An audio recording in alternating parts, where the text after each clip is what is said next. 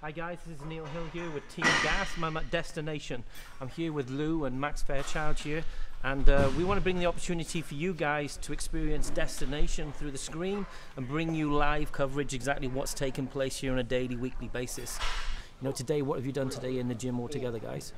Well, today we started off with some lying hamstring curls. We enjoy starting off with hamstrings at the beginning of the leg workout, simply just to get some blood in the leg there, and it allows us to press a lot easier once that back part of the leg is warmed up. And then, we also, the thing I like to do is squeeze the legs together during the lying leg curl. You get a lot more of the hamstring on the inner side.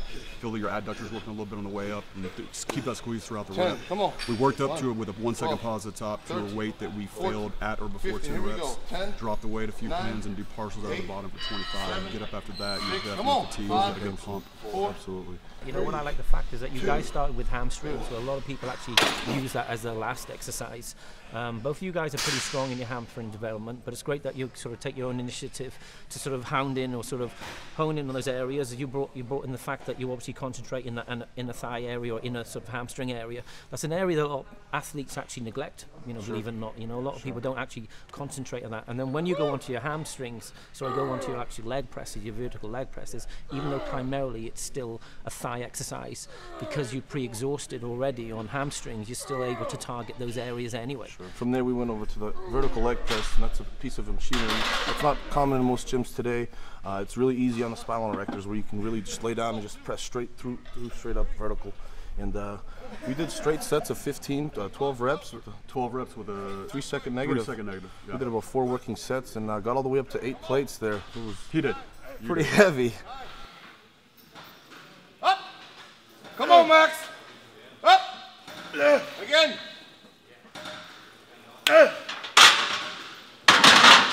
And then, unplanned, we added the leg press with some bands. 45 leg press with about 150 of bands on each side for resistance. Again, that time under tension, constant resistance. We went with 16 reps with a 3 to 4 second negative on those. So you're under tension each set for a good minute, plus the bands added to that. So when you get up, it's a little hard to walk. When you get to 8 reps, your mind is starting to fail in somewhere else. You have to find motivation. He'll help me, I'll help him, and somehow we find a way to get there. And then we had the right idea to go to free weight squats after that.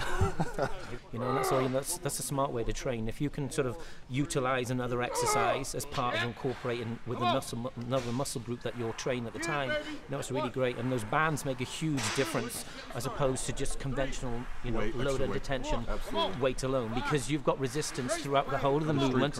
So you're not just able to sort of control that environment with a negative and obviously cause more creation of stress and load, but obviously on top of that you have the bands which are obviously causing that as well. It's a lot easier on the joints on the way down. Yeah, definitely. The more you press, the harder it gets. And you get the rebound effect of the bands too on the up and the down portion when you're reversing momentum. Let's see, after we squatted, we were pretty tired. We went leg extensions to I'll let Max explain the sissy squat with the rope. Yeah, the rope you'll see we had on there, we throw it, and it's got a knob in there. You can put it in a door, in between a door, close on the frame. But when we're in here, we'll just throw it over a leg press or a Smith machine. It's basically a variation of a sissy squat. If you notice in the sissy squats where the resistance is coming from, you're straight down, the load's going straight. Whereas on that, you get your feet out in front of you. And the way I try to describe people, everybody's always got a tendency to want to bend their hips forward because they're like a squat or something like that. You keep your hips back, everything back, like you're water skiing. And the only thing that's moving is your knees. So people look at it and like, oh, your knees are going forward. The way the load is bearing on your joints, it's all quadricep. Essentially, I describe it as a Romanian deadlift for your quads. You're getting that you're working the muscle through the stress position. So for me, that's helping get a lot of the rectus femoris up top. Whereas Lou's saying the lower you go and the more you kind of keep that tension in there in the rep and not come all the way up, you'll hit that lower part. Whereas if he wanted to get a little more teardrop, to bring his legs a little closer together. And that was following the leg extension, where we did 10 strict reps with the 2 second hold at the top of the eccentric contraction, and then we did 10 partials, and then went over to the sissy squats. 20 over here. And those recruited lots of muscle fibers. The pain was extremely deep. We did three sets of that. A lot of people think that compound movements are the only way to build maximum muscle mass, and that's something which I completely the opposite I feel, because if you can bring a lot of volume or a lot of different sort of muscle fibers within a given area into play from compound movements. But the great thing about doing isolated movements is that you can control that environment. You can put that stress exactly where you want to. And that type of sort of sissy squat you've done, I've never done it before. The great thing about that is that by changing your position of your feet or your body will have a different effect on where you're obviously going to be hitting, targeting your legs. And it's another thing about it, it's a natural sort of tie-in between hamstring and glute tie-in as well, even though primarily you pre-exhaust with obviously a workout and leg extensions, and those partials on those leg extensions are pretty brutal, guys, aren't they? Finishing off with an exercise like that is a great way to finish a workout, because obviously the stress and load is different as opposed to what's taking place obviously with your compound movements. And also it's a finishing exercise which stretches out your thighs as well, so it allows your body to sort of stretch out, so also the toxins start to be floated away as well, even though obviously there's a lot of blood flowing in there. And at that point we were very exhausted, but we weren't done. We added ham killers, right? With the bands, the bands on there again. We discussed the importance of bands earlier, but for ham killers is one that, especially towards the end of a workout, if we're not doing with bands for that little extra resistance to help us on the way back, you'll see a lot of people that don't have that sore next machine to hook their feet into. You can do it off the end of a lat pull down. You know, you get the only problem is having something to fit your legs on the seat in there.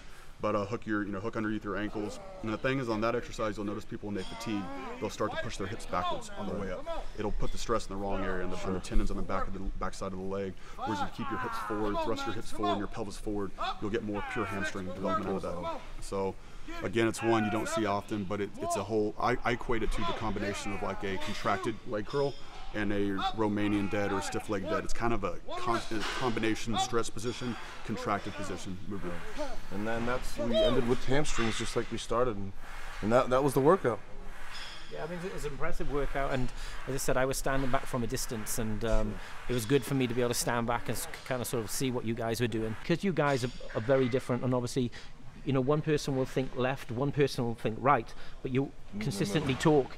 You know, you're talking, interacting all the time, and that's great. You know, it's really great for me to be over here, and you know, being here part of Team GASP and everything.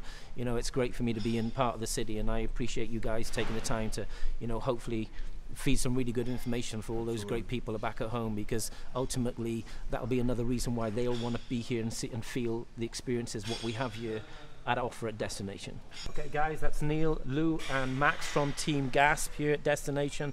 Hope you guys enjoyed the information and footage that we filmed today. Catch you soon at Destination.